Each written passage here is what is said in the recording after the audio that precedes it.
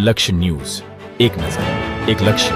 ઉપલેટામાં ward number 3 વિસ્તારના વાડલા ચોક પાસે આવેલા જૂનવાણી મકાનની છત મોડી રાત્રે અચાનક ધરાશાયી થતા 70 વર્ષની વૃદ્ધાને પહોંચી ઈજા. રાજકોટ જિલ્લાના ઉપલેટા શહેરમાં ચાલુ વર્ષે અનેક જર્જરિત મકાનો પડવાના બનાવો સામે આવ્યા છે, જેમાંથી અગાઉ પણ મકાનના કાટમાળ નીચે દબાઈ જવાથી એક મહિલાનું મોત થવાનો બનાવ સામે આવ્યો હતો. ત્યારે ફરી એકવાર ઉપલેટા શહેરના વોર્ડ નંબર 3 વિસ્તારના વાડલા ચોક પાસે શાંતાબેન મુંજાભાઈ સોલંકીનું જૂનવાણી મકાનની છત ઉપરના સિમેન્ટમાં પતરા મોડી રાત્રે અચાનક ધડાકાભેર પડતા અકસ્માત સર્જાયો હતો. મોડી રાત્રે અચાનક ધડાકાભેર છત પડવાના અવાજથી આસપાસમાં રહેતા લોકો પણ જાગી ગયા હતા.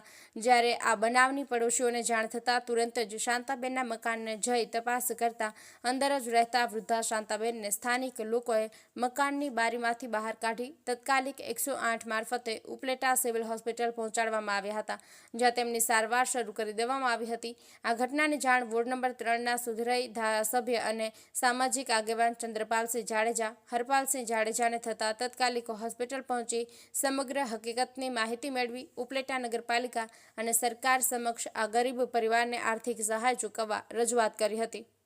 અર્શીભાઈ આહિર, ઉપલેટા. જય ભારત. મારું નામ કિશોરભાઈ રીબડિયા છે.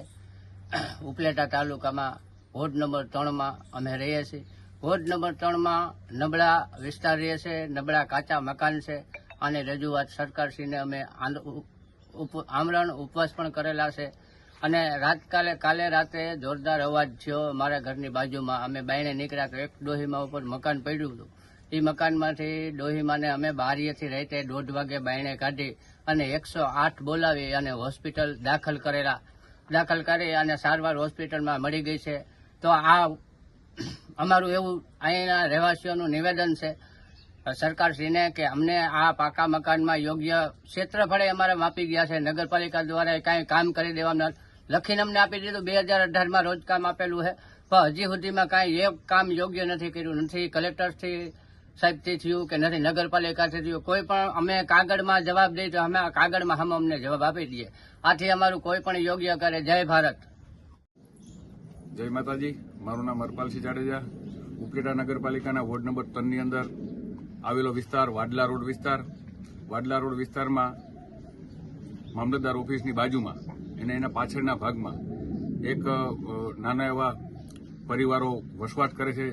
ગત રાતના 1:30 રોજ શાંતાબેન સોલંકીના મકાન ધરાશય થઈ ગયેલ હોય.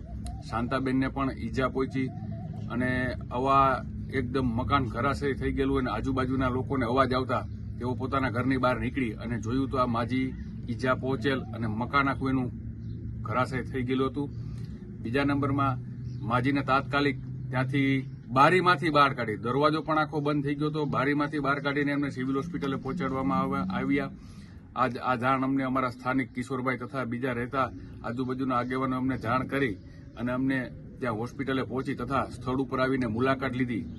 તો આ એકદમ નાના અને ગરીબ પરિવારના માજી છે, તેમને કોઈ બીજો આધાર સ્તંભ નથી. તો મારી એવી વિનંતી છે કે નગરપાલિકા અથવા સરકારશ્રી દ્વારા જે કાંઈ આ માજીને આપણે સહાય કે મદદરૂપ થઈ શકે તો મદદરૂપ થાય એવી મારી વિનંતી છે. જય માતાજી.